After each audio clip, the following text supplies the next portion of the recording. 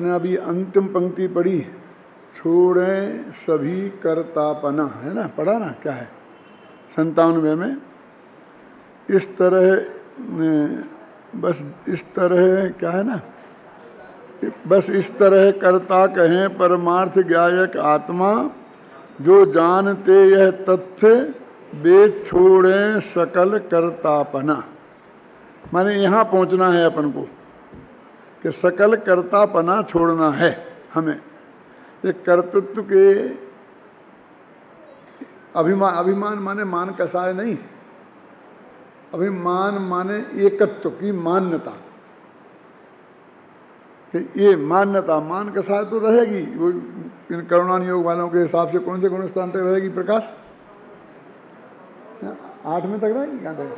9 में तक रहेगी, और वो धीरे धीरे छूटेगी। फिर अंतानबंदी, प्रत्याख्यान, अप्रत्याख्यान, संतुलन। यहाँ जो सारा प्रकरण चलता है कर्तापना छोड़ने की बात का, वो कर्तृत्व की मान्यता को छोड़ने की बात है कि मैं पर का करता हूँ, मैं भक्ता हूँ, मैं स्वामी हूँ, मैं पररूप हूँ, इसकी ये बात है। देखो, समय सार बहुत अगाध ज्ञान का भंडार का ग्रंथ है। बहुत से लोग ये कहते हैं समय सार की महिमा गाते हुए कि समय सार तो मोतियों की माला है, एक एक गाथा उसकी मोती है। मालूम इसका क्या अर्थ है? साहित्य में एक मोक्तक छंद होता है, तो वो समझ लें मुक्तक छंद वाला ग्रंथ है। एक एक गाथा में बिल्कुल सेपरेट अलग अलग बात कही गई है। ये मोतियों की माला नहीं है, ये रत्नों की माला भी नहीं है। तो क्या कहना चाहता हूं मैं, ये प्रबंध काव्य है। इसमें पहली गाथा से लेकर अंतिम गाथा तक बिल्कुल पूर्वापर संबंध है। तो एक व्यवस्थित वस्तु को वो एक स्टार्टिंग पॉइंट से आरंभ करते हैं और अंत तक ले जाते हैं उसे, और वो किस किस रास्ते से गई है वो सबका ज्ञान हमें होना चाहिए। समझ लीजिए कि इस पर 415 स्टेशन हैं। दिल्ली से गाड़ी चली और बम्बई या कलकत्ता पहुंची, तो भले ही वो राजधानी एक्सप्रेस हो और वो 2-3 जगह ही खड़ी हो, लेकिन जितने स्टेशन बीच में हैं 100 या 200, उन सब में से पार होगी। कौन सा? और टाइम टेबल में सिर्फ यही लिखा होगा जो आपके पास टाइम टेबल है कि बड़ौदा कब पहुंचेगी, कोटा कब जाएगी और बम्बई कब, झगड़ा खत्म, बस। लेकिन जो वो उसके व्यवस्थापक हैं उनके पास किस किस स्टेशन पर कब कब पहुंचेगी इसका भी टाइम टेबल है उनके पास। क्या? और एक एक स्टेशन का नहीं, 2 स्टेशनों के बीच में एक किस समय कहाँ रहेगी इसका भी हिसाब किताब है। और कभी कभी आप ऐसा समझते हैं ना कि गाड़ी कवर कर लेती है, तो कवर कैसे करें? ड्राइवर जरा तेज दौड़ा देता होगा। उनकी चाल बिल्कुल सुनिश्चित है, वो तेज और मंदी नहीं कर सकते, उनको उसी चाल में ही चलना पड़ता है। फिर ये क्यों कवर हो जाती है? कवर क्या कि वो जानते हैं कि कहीं ना कहीं डिस्टरबेंस आएगा ही आएगा, इसलिए एक जंक्शन से दूसरे जंक्शन के बीच का यदि समय 1 घंटा में पहुंचने का है, जिस रफ्तार से जाती है, तो उसे वे 1 घंटा 10 मिनट पहले ही रखते हैं। करते करते समझ गए ना? वो ऐसे करते करते यहाँ से दिल्ली से मुंबई तक के में पूरे में उतना वो गुंजाइश रखते हैं। इसलिए कभी कभी कहते हैं आप पहले आ गई, आती तो पहले है डॉक्टर साहब, लेकिन छूटती कभी पहले नहीं है। क्यों? पहले छूट जाए तो कोई यात्री की ट्रेन चूक जाए तो वो दावा कर सकता है, और वो दावा सिर्फ अकेले टिकट का नहीं होगा, जिस काम को वो जा रहा था उस काम में जो हर्जाना हुआ, क्यों, उस हर्जाने का दावा होगा। तो जिसके बीच में उन्होंने गुंजाइश रखी वो स्टेशन पर जाकर के वहां उसको वही करना पड़ेगी। तो ऐसी हर गाथा ऐसी है। एक बात मैं इसलिए कह रहा हूं कि अभी सब विद्वान गुरुदेव का प्रवचन आ रहा है, उत्तम चंद जी साहब कर रहे हैं, मैं कर रहा हूं, और राजेंद्र जी भी कर रहे हैं, जयंत जी साहब जो भी जो करेंगे, और सब लोग, सबको समय सार प्रिय सभी करते हैं। तो जो विभिन्न अपेक्षाएं आती हैं उससे आपको बिल्कुल घबराना नहीं चाहिए, और उसमें कोई परस्पर विरुद्ध नहीं समझना चाहिए, और कोई विद्वानों में मतभेद है ऐसा भी नहीं समझना चाहिए। ऐसा कुछ है नहीं बिल्कुल। मैंने तो पहले दिन भी ये बात कही थी कि हमारा परम सौभाग्य ये है कि तात्विक मतभेद कम से कम हम यहाँ उपस्थित जितने लोग हैं उनमें 0 भी नहीं है। क्योंकि श्रोता लोग भी गंध सूंघते रहते हैं उत्तम चंद जी, क्या एक एक शब्द को, ये सूंघने की कोशिश करने की जरूरत नहीं है, लेकिन जहाँ जो गाथा आ रही है वहाँ उसकी क्या अपेक्षा है उसे हमें गहराई से समझना की कोशिश करना चाहिए। मेरा ख्याल में है ना, और उसमें एक कंटिन्यूटी खोजना चाहिए। वो जो कहते हैं मोतियों की माला है, जैसे तुलसी के दोहे होते हैं ना, क्यों, क्या बत ही हर्ष नहीं नैनन नहीं सने, तुलसी तान जाइए कंचन वर्ष में। अब इसको आगे पिछले दोहा से कोई मतलब नहीं है, अगले दोहा से कोई मतलब नहीं है, बात पूरी हो गई, बस खत्म। इसे बोलते हैं मुक्तक छंद, इसे बोलते हैं मोती का दाना। आगे पीछे कोई संबंध नहीं है, और जिसमें आगे पीछे संबंध होता है वो एक प्रबंध होता है। तो प्रबंध माने बहुत अच्छी तरह से बंधा हुआ, बंध माने बंधना, और प्र माने प्रबंध। तो ये बराबर पहली गाथा से लेकर आगे एकदम बंधी हुई बात चल रही है। कल अन्ना जी बोलते थे मेरे से कि दादा आज का तो बहुत सूक्ष्म हो गया। क्या कह रहे हो, प्रशंसा कर रहे हो कि निंदा कर रहे हो? नहीं, बहुत बढ़िया था, सचमुच आपकी मक्खनबाजी नहीं कर रहा हूं, लेकिन कितने लोगों की समझ में आया होगा, क्यों? मैंने कहा देखो भाई, एक पंक्ति से जहां जो अर्थ है वो बताना तो पड़ेगा ना।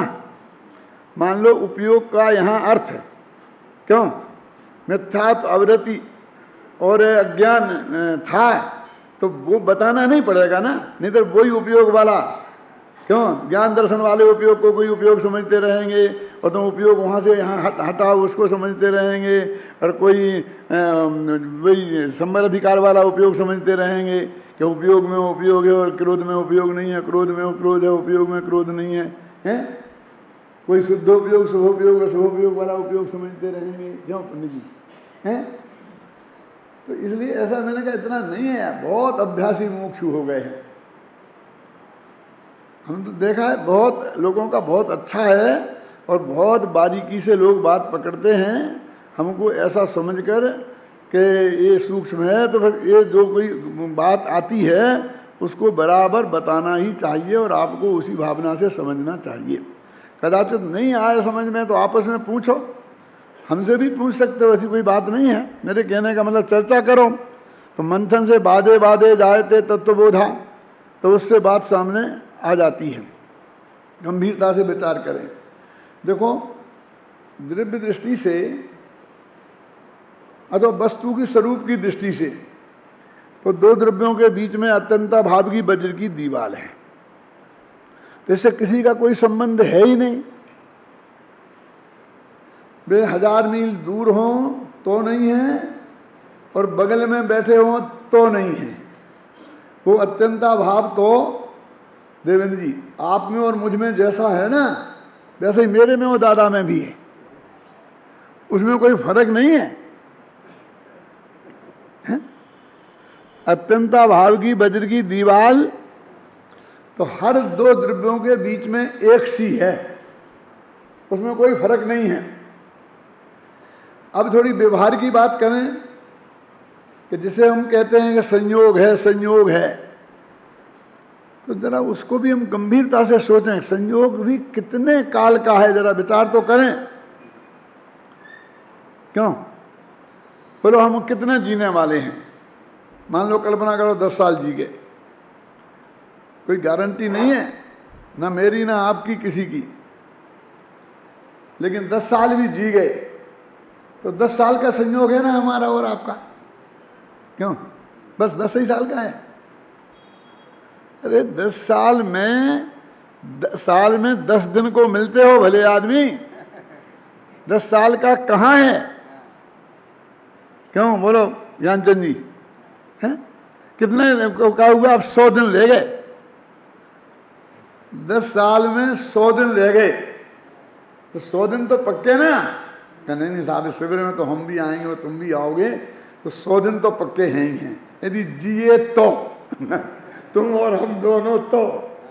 क्या ये तो बहुत लग रहे हैं, लेकिन मान लेते हैं अपन तो, है?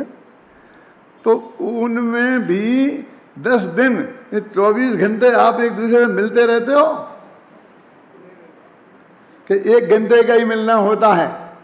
क्यों विनय बाबू, हम तो तुम तो दोनों जयपुर में ही रहते हैं ना, लेकिन मिलते कब कब हैं बोलो? कब कब को हमारा संयोग है कि पन्ना जी 10 ही दिन मिलते हैं। तो 10 दिन कहाँ मिलते हो? तुम वहाँ बैठे रहते हो, हम यहाँ बैठे रहते हैं, हम बोलते रहते हैं, तुम सुनते रहते हो। क्यों? हमें पता भी नहीं कि तुम आए कि नहीं आए, निगाह पड़ गई तो पड़ गई, वो नहीं पड़ी तो नहीं पड़ी। इसको संयोग कहेंगे? इसमें कोई झगड़ा होने की चांस है? इसमें राग करने का कोई चांस है? इसमें दोष करने का कोई अवसर है कमलादीन भाई? नहीं है ना? हाँ बोलिए। ये कोई मिलना मेरा मिलना मतलब कि जिससे हम कहते हैं कि 4 दिना की चांदनी काय के लिए किससे दोस्ती करना, किससे बैर करना। क्यों? अरे उसमें 10 दिन में कभी एक 2 मिनट को कदाचित आपस में मिल जाएं और बात हो जाए तो हो जाए, यानी जिन्हें हम वर्षों का मान रहे हैं वो मिनटों का है। क्यों? उसमें इतना राग देश, क्या लेना देना है? आपको आप में रहना और मुझको मुझ में रहना है। क्यों?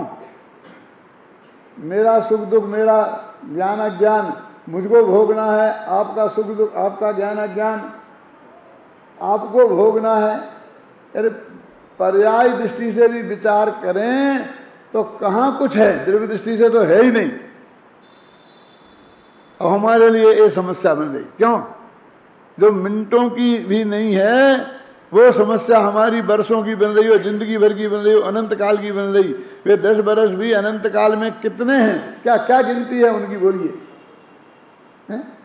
ये अपना अनादि अनंत आत्मा, और इसमें इनका क्या महत्व है किसी संयोगों का? है? कुछ कीमत नहीं है।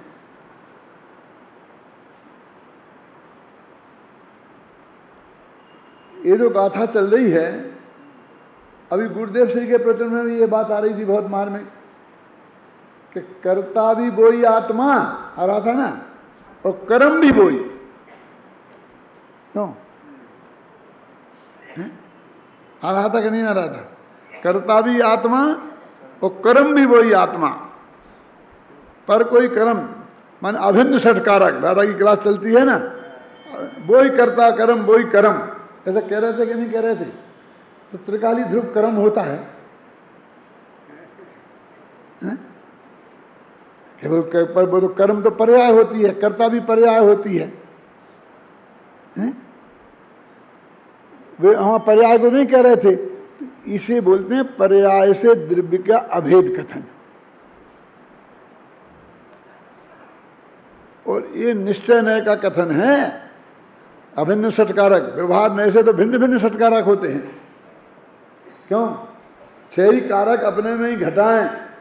ये निश्चय में का कथन है कि मैं अपने को मैं जानूं, स्वयं को जानूं, स्वयं के द्वारा जानूं, स्वयं के लिए जानूं, स्वयं मैं से जानूं, स्वयं के आधार से जानूं। क्यों? तो ये मैं की बात है ना, द्रव्य की है। और जब पूरी ये सब छह कारक वाली पर्यायें शामिल कर ली, अब आप एक ही लेके डट बैठे गए, नहीं पर्याय से द्रव्य भिन्न, पर्याय से द्रव्य भिन्न। गुरुदेव सिंह ने फरमाया था, कौन कहता नहीं फरमाया था? वो एक जो अपेक्षा है, जहां वो प्रकरण आएगा तो वो 100% सच्ची है, ख्याल में आई ना। लेकिन हर जगह बिल्कुल अलग अलग अपेक्षा होगी। हम लोगों में एक कमजोरी होगा, हम लोग मतलब प्रवचनकारों में कह रहा हूं मैं आपको। अब प्रवचनकार भी कोई थोड़े मोड़े थोड़ी रह गए। क्यों? हम तो ऐसे ही कहते थे 560 560, अब तो कल 1000 हो गए हैं। क्यों? ज्ञानचंद जी को भी शामिल कर लिया, इन ज्ञानचंद जी को, ये तो पहले सबसे पहले शामिल है। क्यों? हर के जन तो है ही। तो मैं आपके समझ गया ना, इतने हो गए। तो क्या हो गया है कि ये जो गुरुदेव ने मुख्य मुद्दे की बातें बताई, वो मुख्य बातें, पर वो ही धारा, चाहे कोई गाथा हो, सबको वो सुनाना है। वो गाथा में क्या लिखा है ये नहीं देखना है। आप समझे ना?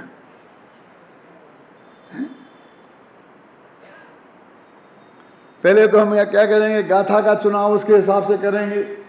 वो तो बढ़िया बात है कि आपको 1-2 दिन के लिए आए हैं तो आपको अपनी कोई ना कोई गाथा तो कोई ना कुछ ऐसा चुनना ही पड़ेगा ना। तो वो तो कोई ऐसी बुरी बात नहीं है। 10 दिन को आए तो भी कोई बात नहीं है बुरी। लेकिन अब वो मान लो वो विषय, फिर उन गाथाओं में जो विषय है उस पर ही तो रहे कम से कम। लेकिन हमें कहने तो वो ही है। कौन? देह से लेके भिन्न से लेके केवल ज्ञान से तक भिन्नता का तब पूरा का पूरा। अब नए चक्र पढ़ाएगा, हमारे मैं पढ़ा था क्या, संजीव गोधा। तो अब जो भी नए तक, जो आखिर भाई इतने नए हैं, तो आज जो नए पढ़ाएगा कल दूसरा नए पढ़ाएगा, परसों तीसरा नए पढ़ाएगा। क्यों? और पहले ही दिन सब नए पढ़ा देगा तो कल क्या पढ़ाएगा? क्यों?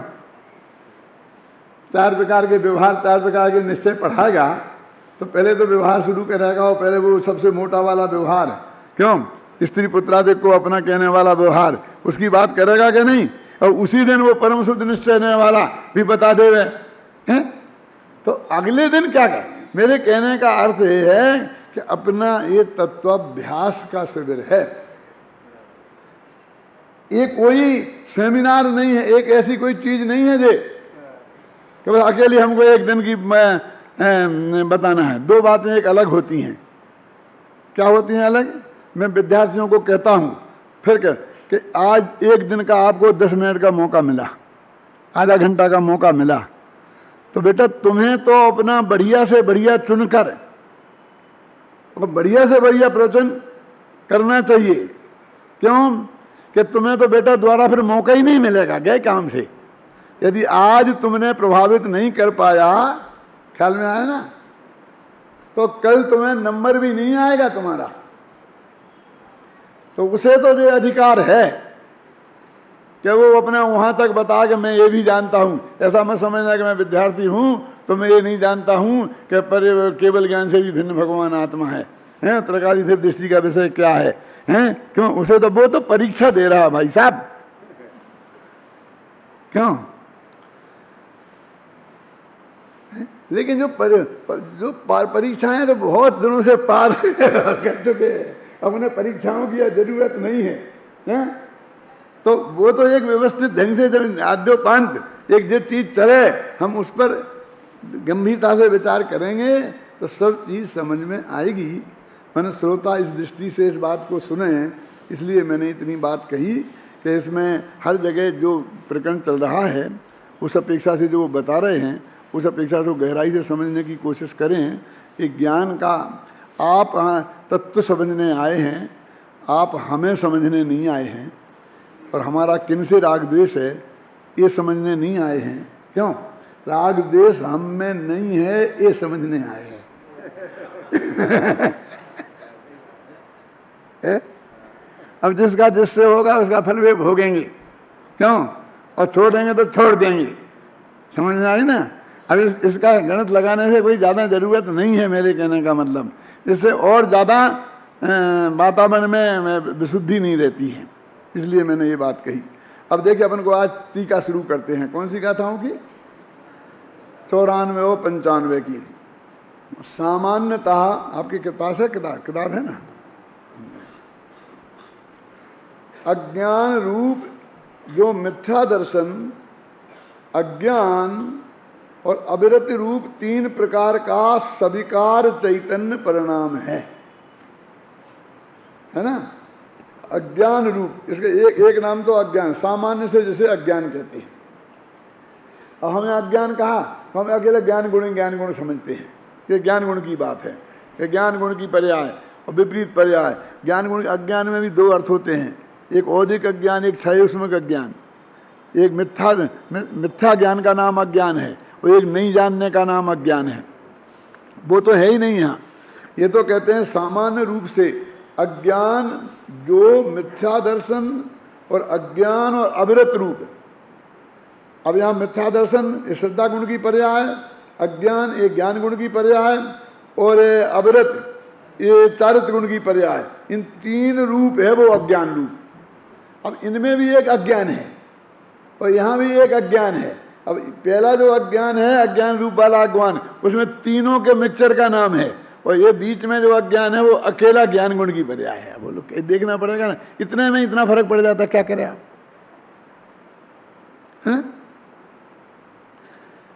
का सविकार चैतन्य परिणाम, इसका नाम उन्होंने क्या दिया? सविकार चैतन्य परिणाम। है तो चैतन्य मन भगवान आत्मा का परिणाम, परिणमन, लेकिन विकार सहित है। तीनों का नाम है ये। क्या का? मिथ्या दर्शन, मिथ्या ज्ञान और अविरति।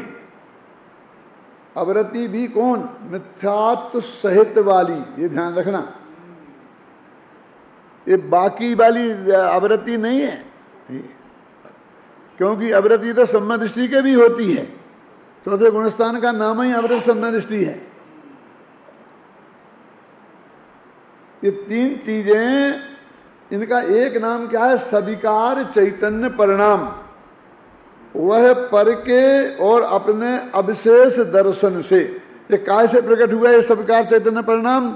पर का और अपने में भिन्नता नहीं जानी। अब विशेष के बहुत अर्थ होते हैं। अब दोनों को एक अविशेष दर्शन में, दोनों को भिन्न नहीं जानने से, अविशेष दर्शन से, अविशेष ज्ञान से और अविशेष रति से समस्त भेद को छिपाकर, जो इनके अंदर भेद था उसको तो छिप गया और इन दोनों को हमने अपने आत्मा से अभेद जाना। और भाव भावक भाव को प्राप्त चेतन और अचेतन का सामान्य अधिकरण रूप अनुभव करने से, मानो भाव का और भावक का दोनों का, मानो उनका एक ही आधार हो, इस प्रकार का अनुभव करने से मैं क्रोध हूं ऐसा विकल्प उत्पन्न करता है। इसलिए मैं क्रोध हूं ऐसी भ्रांति के कारण सविकार चैतन्य परिणाम रूप अपने भाव का कर्ता होता है। अब वो कौन? सविकार चैतन्य परिणाम वाला, जिसके मिथ्या दर्शन, अज्ञान और असंयम, माने कौन? अनंतानुबंधी संबंधी असंयम है। ये उस जीव की बात है, वो उसे कर्ता बता रहे हैं। लेकिन काय का कर्ता होता है? उस भाव का कर्ता होता है। वो भाव जिसके बारे में किया उसका कर्ता नहीं होता है। मैं क्रोध हूं ऐसे भाव का, विकल्प का कर्ता होता है, क्रोध का कर्ता नहीं होता है। क्या कह रहे हैं?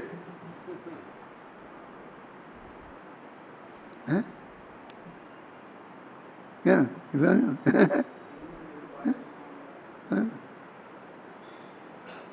क्योंकि वो क्रोध उसके हाथ में करना बनना है ही नहीं। उस भाव का कर्ता होता है। मैंने शेखर जी ने एक बात कही थी, अब मैं उसे बार बार दोहराता हूँ, लोगों को ध्यान नहीं जाता उस पर।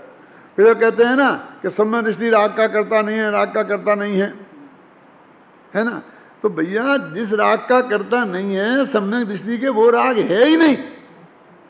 वो अनंतानुबंधी राग के कर्तृत्व का निषेध है। अब प्रत्याख्यानावर्ण प्रत्याख्यानावर्ण संजुलन वाले राग का निषेध नहीं है उसके कर्तृत्व का। वो तो सम्यक दृष्टि को भी अशुद्ध निश्चय नय से उस राग का कर्ता वो कहा है शास्त्र में। और नहीं हो तो जो बंद होता है 41 विकृतियों को छोड़कर, वो उसे क्यों होता है? जरा जरा थोड़ा विचार करना। जैसे मेरा राग मेरे से भिन्न है ना, और आपका राग भी मेरे से भिन्न है। राग अकेले मेरे में थोड़े है, सब में ही राग द्वेष है ना। तो दो राग हो गए, एक आप में होने वाला राग और एक मेरे में होने वाला राग। और मैं दोनों से भिन्न हूं, ये बात सच्ची है ना। लेकिन भिन्नता में कुछ फर्क है कि नहीं? कि मुझ में जो वो राग हो रहा है उसके कारण मुझे कर्म का बंध होता है, और आप में जो राग हो रहा है उसके कारण मुझे कर्म का बंध नहीं होता है। जो भिन्नता में फर्क है वो भी समझना चाहिए ना। तो आचार्य ने क्यों नहीं किया इस स्पष्ट? क्योंकि उन्हें तो थोक के भाव काम निपटाना है कि राग से भी भिन्न भगवान आत्मा। अब आप समझे ना, क्योंकि आत्मा तक ले जाना है ना। अब वो डिटेल में जब जाएंगे हम तो सबसे ही कह दिया, क्यों वहां वही प्रयोजन है। लेकिन ये कहते साहब क्या करें, आप हमको समझाते हो, गुस्सा नहीं करो। सामने वाले को तो कभी आप कहते ही नहीं हो। कहते कि नहीं कहते? लेकिन भैया तुम हमारे हो ना, इसलिए तुमसे कहते हैं, वो हमारा नहीं है। क्यों? हम तुम्हारे कैसे हैं? जैसे हमें ऐसे वो भी है। अरे तुम हमारी सुनते हो इसलिए हमारे हो, वो हमारी सुनता नहीं है इसलिए हमारे नहीं।